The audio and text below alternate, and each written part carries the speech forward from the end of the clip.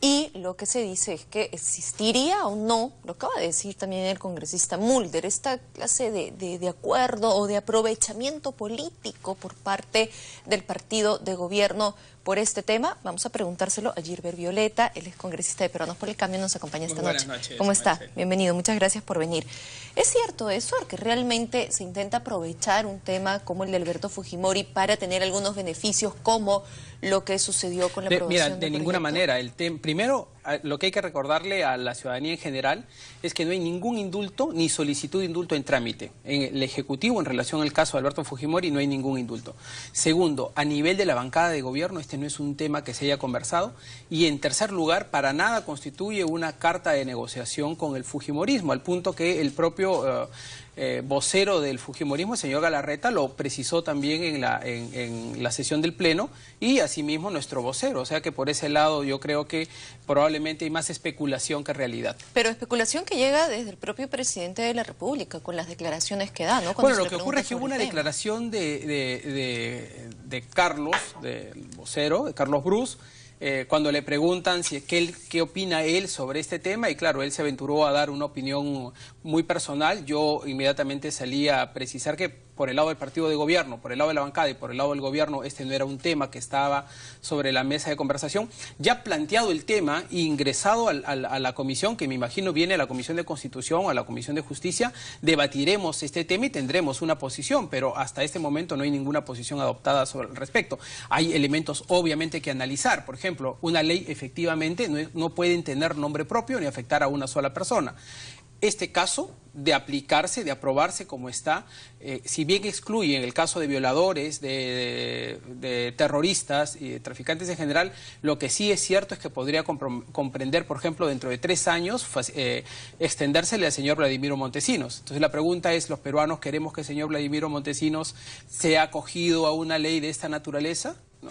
Cuando se quieren hacer tratamientos especiales, en todo caso, para eso está el indulto, o leyes de amnistía, cuando tiene que ser visto por el Parlamento, pero ninguna de esas dos cosas están en trámite. Bueno, he escuchado a Fernando Zavala un poco, para variar, tratando de interpretar lo que dice el presidente Pedro Pablo Kuczynski, y él dice, bueno, no, lo que él se refería es que se va a evaluar el proyecto de ley, pero ciertamente cuando se le pregunta al presidente, no se le pregunta por el proyecto de ley, se le pregunta por el indulto específicamente, y él dice que es una situación que sí se está analizando. En un contexto en el que habíamos visto un día antes a Keiko Fujimori agradeciendo, ¿no es cierto?, el gesto también de PPK. Ahora, yo insisto, Maricel, insisto, no hay ninguna solicitud en trámite referido al indulto. Pero no estaría por lo menos lejano para el presidente, es la sensación que nos deja, que si llega a él esta posibilidad, la pudiera dar. Si llegara, me imagino que la tiene que analizar de todas maneras, pero en este momento, desde mi punto de vista, no hay nada que analizar porque no hay ninguna solicitud formulada. Y lo tienen que formular, de hecho, los familiares, o el mismo Alberto Fujimori, al Ejecutivo.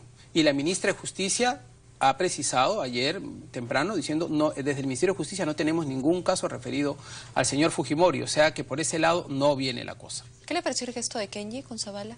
Yo creo que es un gesto democrático, me parece que ayudó, generó una inflexión en determinado momento. Los propios fujimoristas, creo que la mayoría no se esperaban, nadie nos esperábamos en realidad que eso ocurriese. Me parece que son esos gestos democráticos importantes que ayudan a crear un poco clima digamos, de generación de consensos. Además, por una cuestión que yo creo que es básica. Si una desgracia como la de los desastres naturales y la necesidad de la reconstrucción nacional no generan un espíritu de convocatoria y de unidad y de consenso nacional, entonces ¿qué cosa lo va a generar? O sea, el nivel de desastres que tenemos en el Perú y en la necesidad de la reconstrucción es tan grande que yo creo que lo lógico es que todas las fuerzas políticas, como ha ocurrido, y qué bien que haya ocurrido, hayamos tenido que tener un entendimiento, y para eso yo creo que el debate fue bastante fructífero. Mira, yo quiero destacar una cosa. Se ha incluido dentro de la ley un requerimiento que me parece que es una cosa importante para luchar contra la corrupción, que lo propuso la congresista Cecilia Chacón. La introducción en todos los contratos de obras públicas de las cláusulas anticorrupción.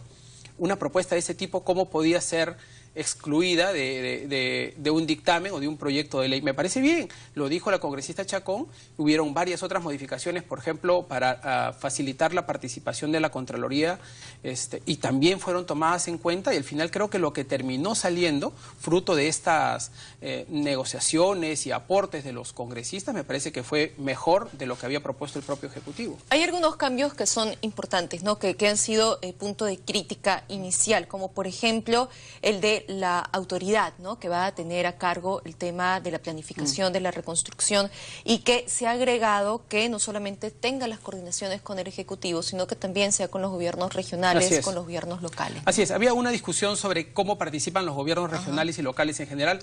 Está claro que tienen que participar los gobiernos regionales y locales. No podemos desarrollar un planeamiento, hacer un plan de reconstrucción, de generación de infraestructura, si los gobiernos regionales no son parte de ese proceso. O sea, eso se reafirmó porque en realidad sí estaba en el espíritu de la norma, pero se puso más expresamente para que no hubiera ningún tipo de duda, porque además tal era el nivel de consenso y de trabajo con los gobiernos regionales que los gobernadores regionales del norte, los 5 gobernadores regionales ya se habían pronunciado a favor del proyecto de ley del Ejecutivo. Sin embargo, se precisó esto en la ley para que no hubiera ninguna duda. Y sobre el control también de la Contraloría, que ha sido lo más álgido, digamos, lo más álgido, ¿no? Porque la propia Contraloría se pronuncia. Y ahí hay que hacer, yo quiero hacer un llamado de atención porque yo soy particularmente crítico de la Contraloría. Y te explico por qué, Maricel.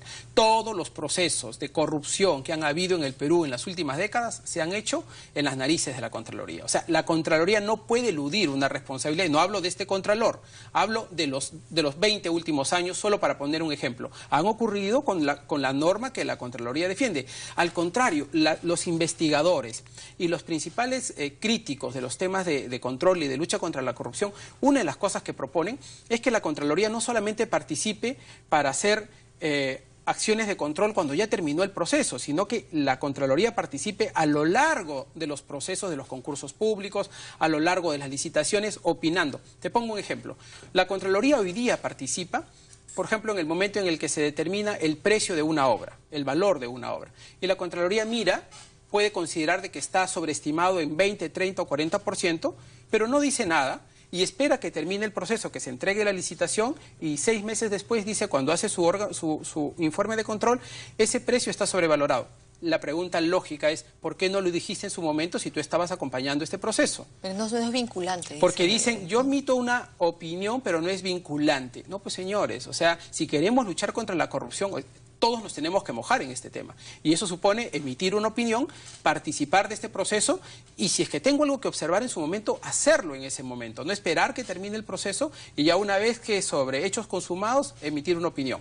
Entonces, si queremos que realmente tener una medida efectiva de lucha contra la corrupción, que la Contraloría participe a lo largo de este proceso. ¿Pero también funcionan las empresas auditoras? Y también, ahí yo hice una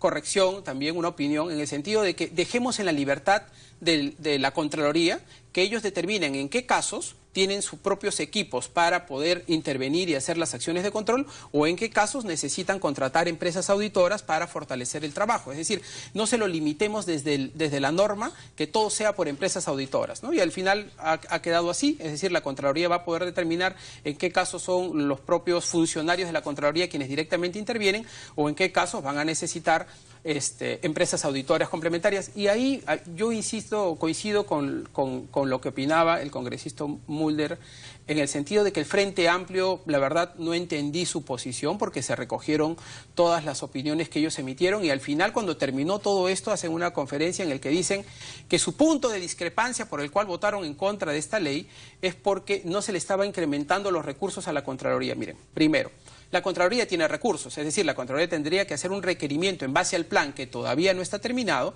decir cuánto más recursos necesitan. Por lo tanto, en este momento, esta ley no era para discutir el incremento presupuestal de alguna institución. Si es que la Contraloría va a necesitar más recursos, pues se presentará al Ministerio de Economía y el Ministerio de Economía enviará el proyecto de ley y se incrementará el presupuesto que sea necesario, pero eso no era un motivo para oponerse al sentido de una norma que es mucho más amplio que solo el presupuesto de la Contraloría. Bueno, Frente Amplio ha tomado en estas últimas semanas, ¿no?, decisiones no sé, un poco cuestionables en algunos puntos, ¿no? Pero, bueno, específicamente, para concluir el tema del análisis de los cambios que se han dado, se había mencionado desde el inicio que era un tema de transparencia lo más importante en este proyecto de reconstrucción. Transparencia y ejecución rápida, oportuna. Pero se ha aumentado esta cláusula anticorrupción, así es, específicamente. Se ha adicionado esta cláusula anticorrupción, que a mí me parece buenísimo, que como, insisto, además hay que saber reconocer, fue una propuesta de la congresista Chacón, que a mí me parece bastante correcto. Ya el Ejecutivo lo había aprobado en los decretos legislativos para los contratos de obras públicas y es más, en el caso de Chinchero también se le pidió a la empresa incluir esta cláusula anticorrupción y en el caso del gasoducto del sur, el elemento por el cual se resolvió el contrato es porque no querían reconocer la cláusula anticorrupción que exigido por este gobierno. Así es que me parece bien que en la ley se establezca de manera obligatoria para todos los contratos en general que se hagan como parte de este proceso de reconstrucción que se va a hacer en el país. O sea, por ahí han habido aportes que me parecen importantes. Se necesita, uno, trabajar con prontitud, porque tenemos, por ejemplo, se van a trabajar 12.000 viviendas eventuales, porque la gente está viviendo en carpas. Se tiene que hacer una inversión rápida, se tiene que elaborar un plan, se tiene que buscar la participación de los gobiernos regionales, se tiene que trabajar el presupuesto, se tienen que ver los recursos, la provisión de recursos y tiene que venir al Congreso probablemente para hacer algunos ajustes presupuestarios. O sea, hay todavía bastante trabajo que hacer. Y además porque cada cierto tiempo tiene que ir el encargado de la autoridad. En el primer ¿no? año, el presidente del Consejo de Ministros tiene que ir 2 veces, o sea, cada 6 meses, y luego ir periódicamente, y asimismo el director ejecutivo de esta institución, de coordinación, tiene que ir a la Comisión de Presupuestos igualmente de manera periódica. Hablando ya de otros temas y regresando a lo propuesto por el congresista Vieira, él ha mostrado su descontento con Peruanos por el Cambio, porque lo que ha mencionado es, bueno, a mí me criticaban tanto, ¿no? Por ser fujimorista, al final me sacan porque soy fujimorista y ahora veo que ellos están con su corazón fujimorista también. ¿Es así? O sea, el hecho de tener esta cercanía que hay que reconocer también con Keiko Fujimori, ¿significa esto realmente? Yo no creo que haya ningún corazón fujimorista, creo que estamos obligados a una convivencia parlamentaria, como lo estaríamos obligados como estamos obligados con cualquier otra fuerza política, con el APRA, con Acción Popular, con APP, con el Frente Amplio. O sea, no significa, y el fujimorismo es la principal fuerza parlamentaria, tienen 72 de 130 miembros, en consecuencia estamos obligados sí o sí a tener entendimientos con el fujimorismo. Y eso se da en el Pleno, eso no se da como dijeron algunos congresistas, debajo de las mesas o pactos soterrados, eso no existe, ¿no? Por lo menos nosotros hemos sido muy claros en que cada proyecto de ley, es más, se ha debatido, ha habido decretos legislativos que se han derogado.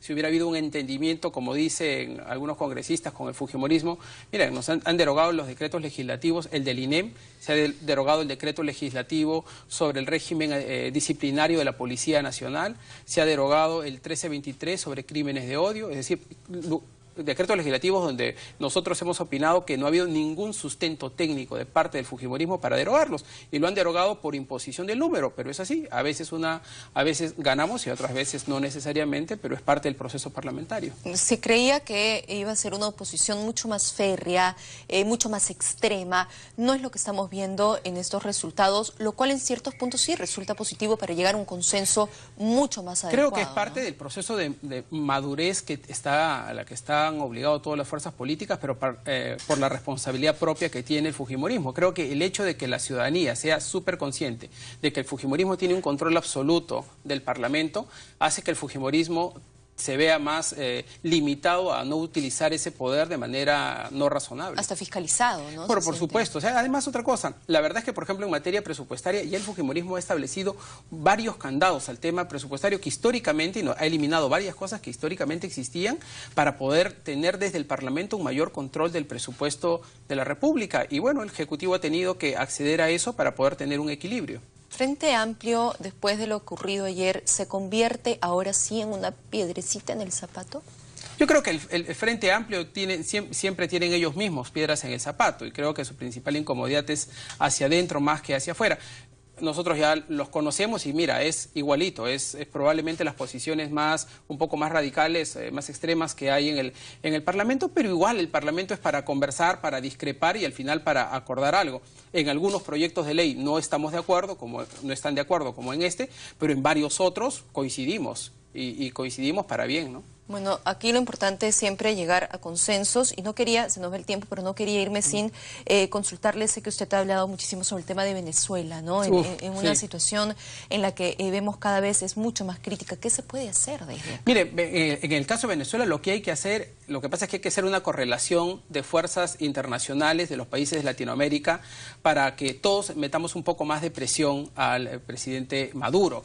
Que desde mi punto de vista ya no tiene absolutamente nada que hacer en el poder. El señor Maduro debería irse a su casa. El señor Maduro justo va a estar aquí la siguiente semana, una importante activista de derechos humanos venezolana que ha planteado una denuncia, una demanda ante la Corte Penal Internacional por crímenes de lesa humanidad, Venezuela vive crisis humanitaria. En Venezuela no hay medicinas, en Venezuela no hay alimentos, en Venezuela vienen comandos que te matan, te disparan a mansalva porque discrepas con el régimen. Es decir, no hay libertad de expresión. Venezuela es una dictadura, una penosa y lamentable dictadura, y la población está viviendo estos terrores. El Perú, el gobierno del presidente Kuczynski ha sido el que mejor ha reaccionado a esta crisis. Estamos recibiendo muchísimos venezolanos por condiciones políticas y humanitarias, y la verdad es que lo que ahora necesitamos es que haya una reacción internacional más firme para poder cerrarle el paso al señor Maduro. Muchísimas gracias por haber estado con nosotros. Buenas noches. Tenemos que irnos rapidísimo a la pausa.